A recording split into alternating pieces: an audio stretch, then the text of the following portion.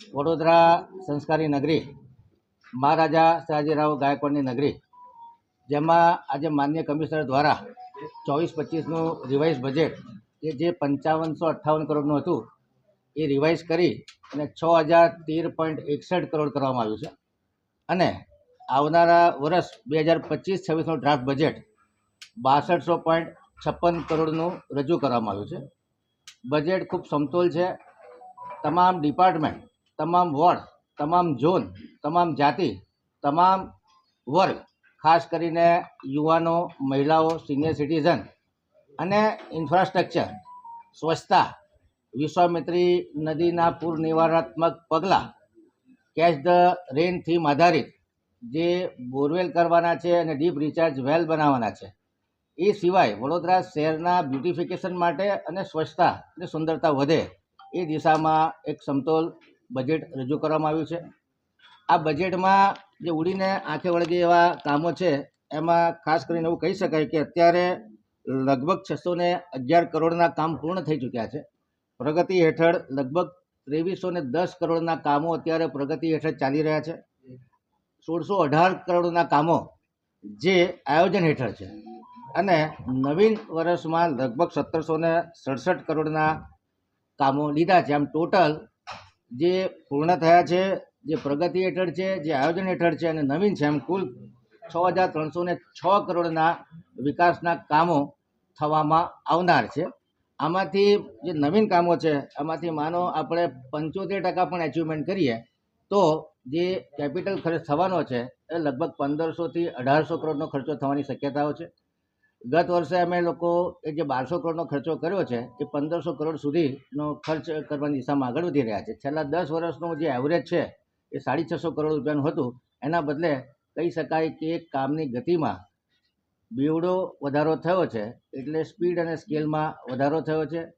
નાગરિકોની આશા આકાંક્ષાઓ પ્રમાણે આ વખતે 1980 જેટલા સૂચનો અમે પાર્ટિસિપેટરી બજેટના ભાગરૂપે રજૂ કર્યા હતા, આ લોકો પાસે મંગાવ્યા હતા અને કહેતા આનંદ થાય કે લગભગ 10 કે 15% સૂચનો એવા છે કે જે અન્ય સરકારી વિભાગને લગતા છે અથવા સ્વીકારવા પાત્ર નથી. બાકી મોટાભાગના સૂચનો 26% જેટલા સૂચનોનું અમલીકરણ થઈ ગયેલું છે. 14% સૂચનો બજેટમાં સમાવેશ કરેલા છે અને 32% સૂચનો સ્થાયીના સભ્યો અને જે બજેટની ચર્ચા દરમિયાન કરવા પાત્ર લાગશે તો એને ઇન્ક્લુડ કરવામાં આવશે. જે વહીવટી લગતા સૂચનો હતા લગભગ 16% છે કે જેમાં સ્ટાફની રેગ્યુલરિટી હોય કે કોઈક 2 વખત સફાઈ કરવી હોય કે ડોર ટુ ડોરની ગાડી સમયસર નથી આવતી, એ પ્રકારના વહીવટીલક્ષી સૂચનો છે. તમામ સૂચનોનો વર્ગીકરણ કરવામાં આવ્યું છે. તમામ સૂચનોનો ડિટેલ અભ્યાસ કરી અને નાગરિકોની સુવિધા વધે અને વડોદરા શહેરનો સર્વાંગી સમાવેશક વિકાસ થાય એ દિશામાં ખૂબ આવકારદાયક અને ખૂબ સંતુલિત બજેટ આજે રજૂ કરવામાં આવ્યું છે. આવનારા 5 દિવસ 4 થી 5 દિવસ સ્થાયીના સભ્યો આની પર ગહન ચર્ચા વિચારણા કરી અને ફાઇનલ ઠરાવ કરી અને બજેટને સામાન્ય સભા મોકલવામાં આવશે અને ત્યારબાદ સામાન્ય સભામાં આ બજેટને મંજૂર કરી અને એની ઉપર અમલ ચાલુ કરવામાં આવશે. સફાઈ વેરો પણ કરવામાં આવશે, આના પર કોઈ નિર્ણય લેવામાં આવશે કારણ કે વડોદરા શહેરમાં સફાઈને લઈને અનેક ચર્ચાઓ થઈ રહી છે. સ્વચ્છતા હમણાં સ્વચ્છતા સર્વેક્ષણ ચાલે છે. વડોદરા શહેરમાં સ્વચ્છતામાં કંઈક ડિટેલમાં કામ કરવું જોઈએ એવું એક વ્યાપક પ્રજાની લાગણી છે. એ દિશામાં માનનીય કમિશનરશ્રીએ સફાઈ વેરાના દરોમાં વધારો સૂચ્યો છે.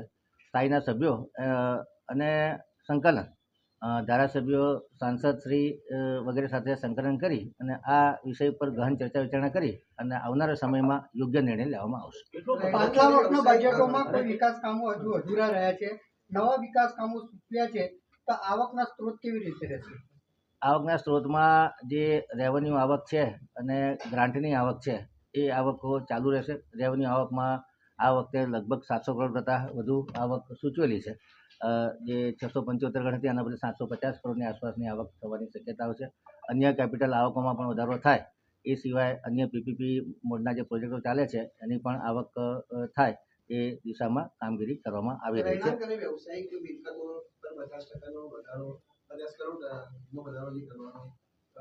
સફાઈ વેરામાં વધારો છે, મિલકત વેરામાં કોઈ ફરક નથી. ચર્ચા કરીશું. સાહેબ, આવકના સ્ત્રોતો દર વખતે હોય છે, એ જ છે કે કોઈ વધારે આવક આવે એના માટેનો કોઈ વિચાર કર્યો છે આટલા વર્ષોમાં?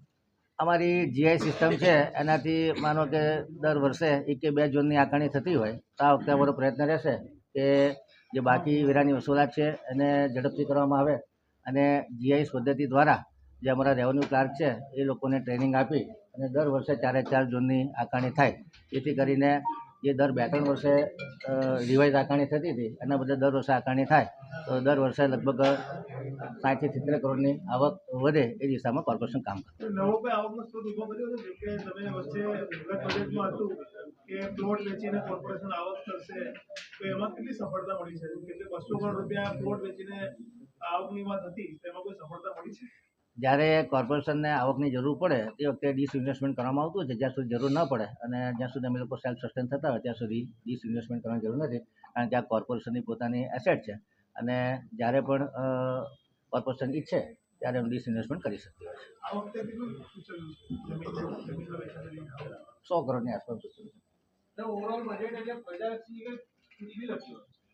ઓવરઓલ બજેટ પ્રજાલક્ષી છે. ચૂંટણીલક્ષી બજેટ એ ચૂંટણી તો આવતી રહે છે અને ચૂંટણીમાં પણ જીતવાનું હોય છે શાસક પક્ષોએ, એટલે આ બજેટ પ્રજાલક્ષી છે. સર્વાંગી વિકાસ થાય, વડોદરા શહેર સાચા અર્થમાં ગ્રીન વડોદરા બને, સ્માર્ટ વડોદરા બને, રેઝિલિયન્ટ વડોદરા બને અને સસ્ટેનેબલ વડોદરા બને અને તમામ લોકોની આશા આકાંક્ષાઓ પૂરી થાય એ પ્રમાણેનું બજેટ છે. આ વખતના બોર્ડ લોકોની આશા આકાંક્ષાઓ પ્રમાણે ખરા ઉતરવાની કોશિશ કરી છે. લોકોમાં આશા આકાંક્ષાઓ જાગૃત કરી છે.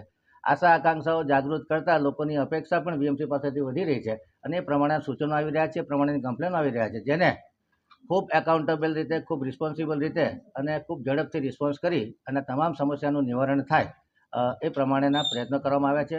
વડોદરા શહેરના વિકાસની ગતિ લગભગ ડબલ થઈ છે અને સ્પીડ, સ્કેલ અને લોકોના સેટિસ્ફેક્શન પ્રમાણે કોર્પોરેશન કામ કરવાની પ્રામાણિક કોશિશ કરે છે. આપ એવું કહો છો કે વિકાસની ગતિ બાદ લોકો હજુ અનેક એવા છે કે જે પોતાના નુકસાનમાંથી બહાર નહીં આવ્યા હોય. આ જો સફાઈ વેરો લાગુ કરી દેવામાં આવશે તો લોકોના રોષનો ભોગ નહીં બનવું પડે? તમામ સભ્યો ખૂબ પુખ્ત ચર્ચા વિચારણા કરી અને નિર્ણય લેશે. આપ એવું કહો છો કે વિકાસ ડબલ ગતિએ થઈ રહ્યો છે, પરંતુ અવારનવાર મુખ્યમંત્રીએ ટકોર કરી છે કે વડોદરા કોર્પોરેશન વિકાસની દ્રષ્ટિએ ગુજરાતની અંદર સદંતર નિષ્ફળ રહ્યું છે, શું કહેશો? મુખ્યમંત્રીની ટકોર અમારા માટે માર્ગદર્શક છે. એ ટકોરના આધારે કહેવાય કે અમે લોકો વધુ મહેનત કરી, વધુ વિચારણા કરી અને પ્રજાની સુવિધામાં વધારો થાય એ દિશામાં પ્રયત્ન કરીએ. પ્રજા પર કેટલો બોજો વધશે આ બજેટમાં?